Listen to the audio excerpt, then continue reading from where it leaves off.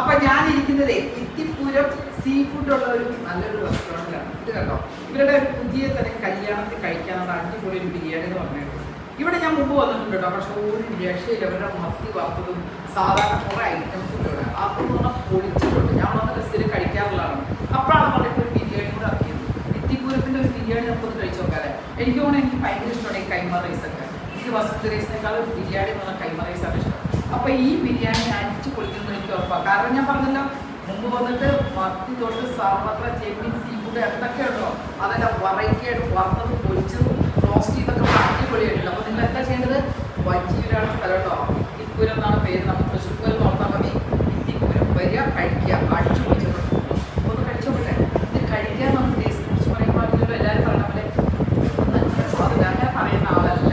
കഴിച്ചു നോക്കി നല്ലതായി മാത്രം നല്ലതെന്ന് പറയുന്ന ഒരു വ്യക്തിയാണ് ഞാൻ. എൻ്റെ നിലപാടോടുകൂടി ഞാൻ ഇത് കഴിക്കാൻ പോവാണ്.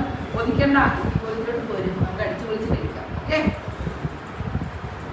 അതേപോലെ അല്ല നമ്മുടെ മലബാറിലുള്ള ബിരിയാണിയില്ലേ അടുത്ത് വരുന്നുണ്ട്. കേസരിന്ന് പറഞ്ഞാലോ നമുക്ക് ബിരിയാണി കൊടുത്തു ഞാൻ ഇതുവരെ എവിടെ കണ്ടിട്ടില്ല. അപ്പോൾ നിങ്ങൾ എന്താ ചെയ്യേണ്ടത്, ഇത്തിപ്പൂരത്തിലൊന്ന് കേസരിയൊക്കെ കഴിച്ച് ബിരിയാണി കഴിച്ച് വേണ്ട സീ ഫുഡൊക്കെ കഴിച്ച് അടിച്ചു പൊളിച്ചു കൊണ്ട് പോവുക. വഞ്ചിയിലാണ്